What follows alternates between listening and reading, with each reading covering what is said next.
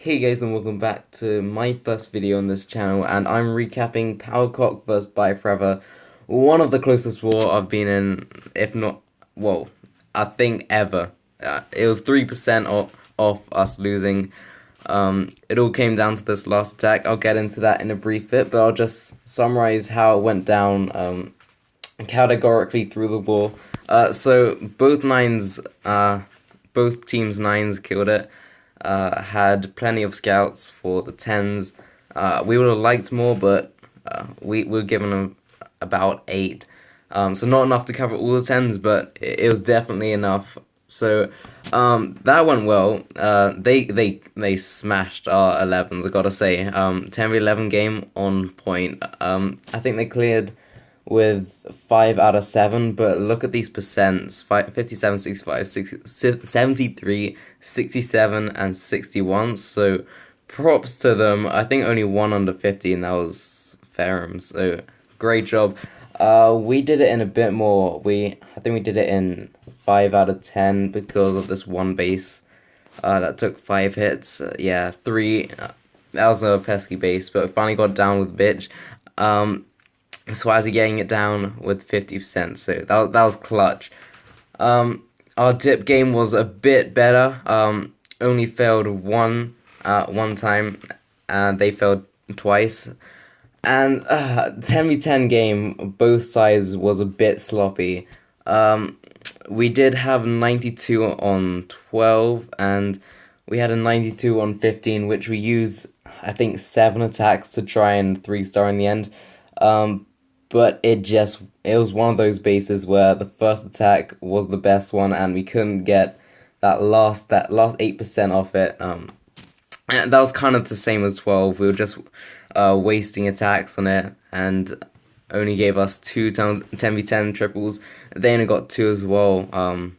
It would have been 3 if they got that last 3%, but they did not. So it came down to the 5 minutes. We were on voice chat with the with the person who had the town 11 hit left, and he needed to 3 to end, well, to give us a chance at winning. So he'd been planning for 40 minutes on this dip, so that's longer than most dip planning sessions. I'd say by a long way. But this dip meant a lot. We needed this to get us a win on the scoreboard for CWL, and he clutched it. So now all they had to, well, not all they had to do, but they had to, now that we had that dip successful, they had to do 3 successful dips and get the 10v10, and they got the dips last minute, and they just failed that 10v10. So really close war. We thought it was a 3, but the loons didn't split right. So I was literally shitting myself. I'm not proud to say that I was literally shitting myself because of that. But I'm gonna get into the war. I have no idea how long this has been going for, but I'm gonna guess a while. So gonna check out Humpany's attack on this. Great Water Humpany as well. He got 2 10v11 2-stars, and both fresh. So that was really nice. That gave us a real leg up in the outcome of this war. So just gonna do a queen walk, 12 to 9. She's gonna walk the right way. Gonna wall break it in, wall break it out. Unfortunately, his wall breaker timing wasn't the best on this, and he lets that archer tower die. Actually, no, he meant to do that, but his wall breakers weren't placed right and didn't get this wall down. But that's no problem. She beats through it. She doesn't do some crazy arch queen stuff that was so used to seeing. But luckily she breaks the wall. And under rage that doesn't take too long. So just gonna put down a golem, a few bowlers, the king. Just wants to get down to about this area-ish so he can send Valks in towards the town hall with the Inferno compartment gone. Just a straight shot to it, which happens pretty nicely. So just send some wizard down the side so the Valks do actually go to the town hall, because he needs to create this pretty wide funnel, which he's been doing quite nicely so far. Needs to get the hound down. for the kill squad to push further. And the funnel's pretty much done now. Just has to place the Valks right and hope for the best. So where's he gonna send these? Yeah. Right now, encounters 2 bombs. Actually, is that 3 bombs? Yeah, I think that's 3 bombs on the way, so that's why that's such low health. It wasn't actually the defenses, they just died, went down to that health pretty much immediately. So thank God there wasn't a 4th bomb, or that would have absolutely killed them. But yeah, really nice attack, really nice percent. I think this was the highest percent of the war. Not great for 10v11. Well, it would have been great if it wasn't for this damn 3. That was good base. So just gonna show our 2 10v10s now. Isaiah coming in here with a sexy Queen with Lalo. And just another thing to add, we went into this war pretty confident because we went 2 out of 3 on 10v10s, and by anyone's standard, that is amazing. And then didn't get another 10v10 throughout the whole war, which was pretty frustrating. We were just throwing attacks. It wasn't careless, but it was just silly mistakes that we should have done it. For example, I missed my Arch Queen ability on 15, which probably would have got us the triple. It was just a lot happening, but yeah, let's get into this raid. No more moaning, because we did win the war. So Arch Queen taking out that CC. That was pretty fast under Rage. King is being sent at the top to get a second air defense. Has a bit of a wall break fail, but does break in eventually. Gonna create a really nice funnel for the Queen to get to not skip that Inferno as well. Gonna get a few more point defense, and that's pretty much his job. So Arch Queen just walking down. That's gonna be his last rage he uses on her, I think, because he's got his Arch Queen ability, so doesn't really need to use anything else. It's gonna start the Lalo now. That was pretty nice Lalo. Just because the Hound isn't attacking all too much, gonna have to use a rage to get that Expo and Wizard Tower down. Hound isn't tanking too much throughout this whole entire raid, so I think he only brought 2 Hounds, but I could be wrong on that. But does end up saving, well, sort of saving the raid here, getting more cleanup and tanking for that last Tesla. So that was a really nice attack, Isaiah, getting a solid 10v10 here, and also gets he had another base fresh. I think he got the 92% on 15. Just I wish he 3'd that first time. That would have saved us so much trouble. But you can't really blame him. It was fresh. So where's Boone here? This is gonna be a 3rd attack. Second 10v10. This was pretty nice as well. Scouted it himself, I think, with DLT, his Town 9 account. Just walking his Queen from 11ish to 3.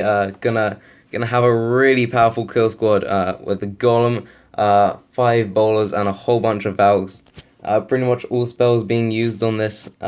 Just hoping to get pretty much all the way up to these Expos and more if he can. Just for these 11 loons to just come in here with a haste and take out the rest. So could have probably 3'd this with just the kill squad. I mean, he has a Golem up, King ability, and just overkills this with 11 loons and a haste. So really nice job, Boone. Really no question. Took this down in 2 Town 10 hits. So that's definitely a win for us. Gonna show Egon's here. Where's that? I'm pretty sure that's 30. Didn't write a list this time. Kind of forgot, or kind of couldn't be bothered. But here's a really sexy. What's this called? An avalanche. Haven't seen this in a while, and he's just coming in here, smashing this fresh.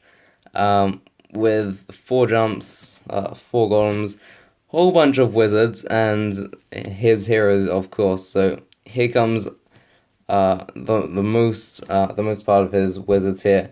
Just trying to create a funnel for his golems to go and to take out the CC, so he can drop his queen in here at 6. Gonna carry on the push all around this base, and it was good that his king actually went right with his main push, so that adds a lot more DPS. This push is going pretty well. Good thing queen takes the jump, because she could have easily gone around, but she was a good girl. Still has 2 more golems in the bag, 6 wizards. You can pretty much tell he's got this in the bag right now. I mean, all that tanking, pretty much 2.5 golems up right now. One not even deployed, both heroes up, and 5 wizards in the bag. So there's no question he's got this. Only 2-point defense left after these go down, which they do go down now. So just gonna fast forward this. You know the outcome. It was really sexy. You know what I mean when I say it's sexy. Ends up on those heroes, and the town hall was the last one to go down. So thank God it wasn't a 99% 1-star. Just gonna end it on my hit, because I finally persuaded chat to. Actually, I'm gonna show the other one. You know, I had a 6-pack, but I think the other one was a bit better. Because I basically swagged. Actually, no, that wasn't that 3-star. But you'll see it here in a bit. It was pretty crushed. So finally persuaded chat to bring this count into a war.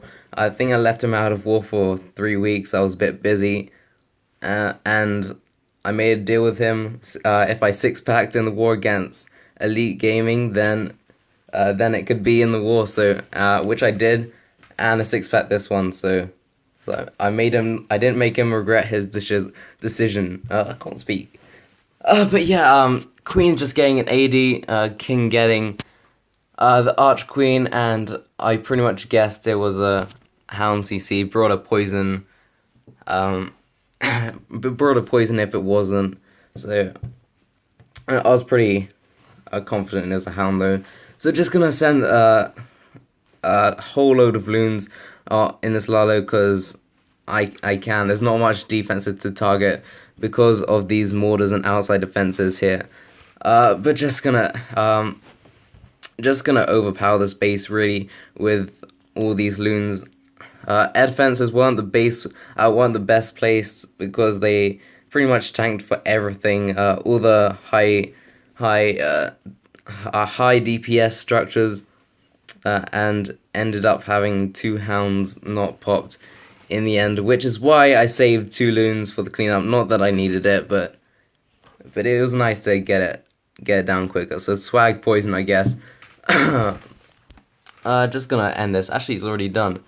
4 times that without realizing. But yeah, thanks for watching this video. We do have Midwinters next, so that'll be an epic one. Probably record that, since I have a lot of free time and it is my holidays. But yeah, thank God we won a CWL war, and by that much, we had a terrible war 10v10, so thank God we got a win on the board. So as I was saying, always bad at closing out these videos, but thank you for watching. Like and subscribe if you like this video, and peace out.